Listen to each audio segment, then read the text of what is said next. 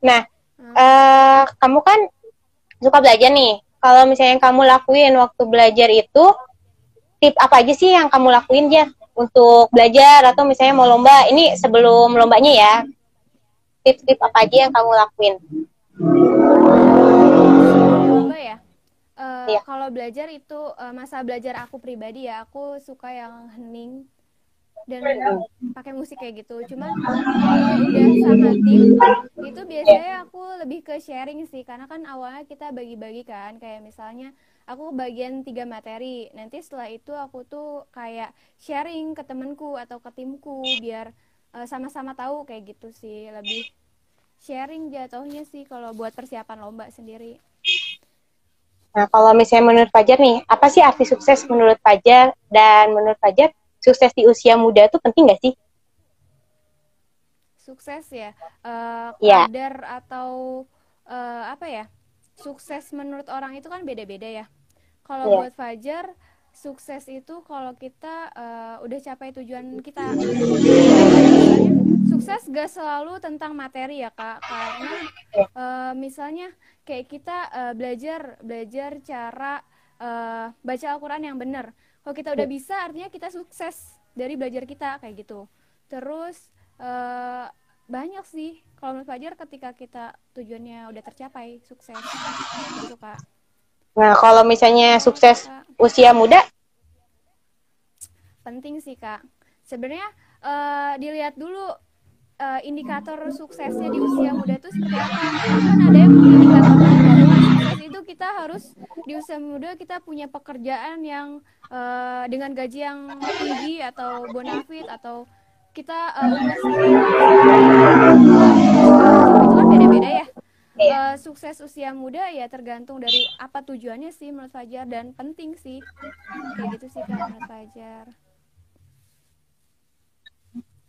Halo Nah, Kak Dwiza. sok-sok disapa dulu nggak apa-apa, Jar. Nah, kalau Fajar sendiri, setiap orang kan pasti punya cita-cita ya, Jar ya. Nah, cita-cita Fajar tuh apa sih? Dan prinsip yang Fajar pegang tuh sampai sekarang tuh apa?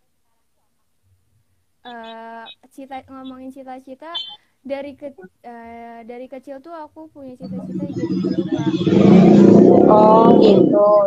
Terus tapi setelah kuliah kayak aku pengen jadi dosen aja kali ya, kayak gitu sih mikirnya. Naik satu tingkat Ya ya. sama-sama iya sama-sama Ya. ngajar sih, aku lebih suka ke arah sana. Sama apa lagi tadi Kak, Prinsip, cita-cita dan prinsip prinsip. Fajar tuh apa sih?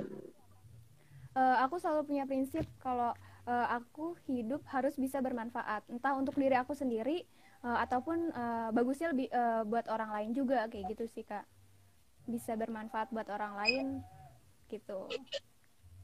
Yang penting kamu bisa bermanfaat untuk orang lain dan Diri sendiri pastinya, buat diri sendiri dulu baru bisa bermanfaat buat orang lain.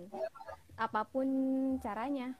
Dari hal-hal kecil kayak eh, kita kita tahu sesuatu, terus kayak orang butuh tahu penjelasan dari itu, kayak ya aku bantu dia gitu, kayak hal-hal kecil yang nggak selalu dengan bermanfaat dengan materi gitu loh Kak. Kayak ya. ngasih uang kan itu juga kan bermanfaat buat orang lain, karena aku beda, maksudnya punya keadaan yang lain, jadi kayak gimana cara aku biar bisa aku bermanfaat.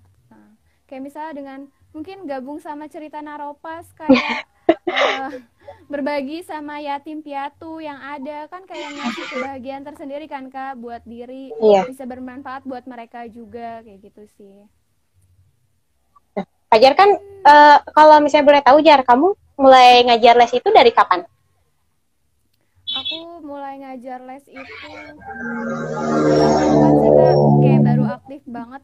Soalnya dulu tuh buat ngajar tuh kayak ada ininya, minimal semester, dan aku Oh, merasa kalau awal-awal semester kan kayak masih ilmuku masih sedikit, jadinya belum, ya belum pantas lah kalau aku share. Jadi semester 4 aku baru mulai ngajar-ngajar kayak gitu. nah kalau misalnya pas ngajar les nih, pasti kan kita ketemu orang baru, terus murid-murid baru dengan kita tuh nerapin cara ngajar kita itu kan nggak bisa sama rata ya ke semua orang. Nah, ada nggak sih hal-hal yang berkesan dan hal-hal unik yang Fajar alamin waktu ngajar les? Hmm, jadi pengajar les itu apa ya? Kita belajar gimana cara menghadapi orang-orang. Apalagi Priva itu 1:1 ya, kayak Iya. jadi aku tahu karakter orang tuh kayak gini dan harus dihadapi seperti ini. Kayak misalnya punya murid yang pelupa, jadi kayak aku harus sabar kayak ngingetin satu-satu, kayak pokoknya intinya dari ngajar Priva tuh banyak sabarnya sih kak, jadi belajar sabar. Uniknya ya kayak gitu, kayak kadang ada tuh muridku tuh lagi belajar terus tiba-tiba kayak dia lari-lari, kak bentar ya aku grogi, dia lari-lari dulu baru kayak ayo kak udah, kayak gitu. Jadi kayak unik sih menurut aku setiap orang tuh ya, cuman itu karakter mereka kan, gimana kita menghadapinya ya sabar aja kita, hadepin, liatin aja kayak gitu sih. Tapi itu pas lari-lari bener depan kamu, Jar? Iya, itu paling unik sih. Kayak dia punya kebiasaan kayak gitu, kayak, aduh, aku udah nggak bisa kak, bentar dulu ya kata dia teh. Terus dia lari-lari depanku. Nggak ada gunanya, nggak tahu sih itu kenapa gitu. Mungkin emang karakternya kayak gitu gitu. Tapi pas dia udah duduk lagi, iya, pas dia udah Belajar duduk lagi, lagi, ngos-ngosan dulu gak? belajar. Apa dia istirahat dulu ya, Kak? Baru belajar Ya lagi. paling paling sebentar sih, kak bentar ya gitu. Terus lanjut kayak gitu sih kak. Itu yang unik, kayak kita ketemu nggak cuman itu sih, kayak ada yang tadi aku bilang, ada yang pelupa, ada yang bener-bener kritis, ada yang santai banget gitu, kayak ya udahlah iya kak, ada yang iya iya doang kayak gitu sih kak. Tapi dia ngerti ya Tantangan iyanya itu. ya itu sih gak tahu sih kak, cuman kalau aku usahain buat dia ngerti, kayak nanti aku tanya lagi kayak gitu biar mastiin kalau dia tuh ngerti. Berarti pas setelah kamu ngajar les atau misalnya pekan selanjutnya kamu ngisi kayak ujian gitu? Atau setelah ngajar les doang? Aku sih nggak ada ujian kalau les gitu ya, nggak ada ujian khususnya sih kak, lebih ke ngasih pas lesnya, kayak aku kasih latihan ke dia kayak gitu, apa yang udah aku terangin ya aku kasih latihan gitu, nggak yang Oh, berarti harus ada jadwal khusus gitu. berarti setelah ngajar les di hari itu pun kamu bakal ngasih soal-soal kayak gitu ya? Untuk Evaluasi tanya sih jawab. jatuhnya, kayak dia ngerjain apa enggak gitu, entah satu atau dua soal kayak gitu sih. Nah, kalau misalnya dari Fajar sendiri, itu kan ada nggak sih yang benar-benar berkesan dari murid Fajar? Misalnya, kan Fajar intensnya berarti ngajar les itu satu murid beberapa kali atau gimana aja? Tergantung kak, pelajar itu ngajar berdasarkan panggilan. Jadi kalau Oh, emang dia mau gitu. les ya les. Jadi kayak semua murid Fajar tuh nggak punya jadwal khusus gitu. Oh, jadi kalau Jadi ya misalnya kamu bisa, dia misalnya di- dia request, terus kamu bisa, nah baru. iya kayak gitu sih kak jatuhnya. Hmm, kalau misalnya tempat ngajar les yang terjauh, Aku kan rumah di Bogor. Yang ya. terjauh itu BSD, Pamulang, terus ke Bekasi juga. Makanya aku bilang, aku tuh dulu kuliah tuh kalau pulang bisa sampai malam, jam 11 malam baru nyampe rumah, karena ya itu ngajarnya jauh banget kak. Bisa 3 jam di perjalanan Hmm, gitu. Itu tapi itu pasti apa? itu sih. Kenapa? Apa salah satu apa? Salah satu kendala sih kayak jaraknya yang jauh, cuman ya ya udah jalanin aja kayak gitu. Nah, kalau misalnya kayak ada nggak sih murid Fajar yang ngebuat Fajar berkesan nih? Misalnya kan kalau misalnya ngajar les itu berarti Fajar kan dari semester 4 nih. Kan kadang ada murid-murid yang setelah ngajar les itu malah jadi deket banget sama kita. Terus kita tuh jadi teman curhatnya. Nah, ada nggak sih murid-murid Fajar yang kayak gitu? Ada sih beberapa. Nah itu sih enaknya ngajar, kayak kita jadi kenal deket, entah jadi punya relasi juga sih jatuhnya kayak gitu sih. Banyak sih kak yang kayak gitu, cuman ya nggak semuanya, ada beberapa. Karena kan tergantung orangnya juga kak, ada yang bodoh amatan kayak dia cuma butuh hubungin Fajar kalau lagi butuh mau belajar kayak gitu, ada yang kayak gitu. Ada yang sampai kayak cerita tentang keluarganya atau kita main, ya ada kayak gitu juga Jadi beda-beda setiap orang. Nah, ini kalau misalnya di masa pandemi ini semuanya kan serba online nih, Jar. Terus kadang kita karena terlalu sering online, males kan buat belajar atau ngerjain tugas. Nah, ada nggak sih dari Fajar sendiri buat yang nonton, kalau misalnya belajar online itu kayak gimana, terus motivasi buat orang-orang yang nonton, terus adik-adik dari Fajar? Gini ya, sebenarnya belajar online itu banyak banget dikeluhin sama entah siswa, tapi kembali lagi ke diri kita.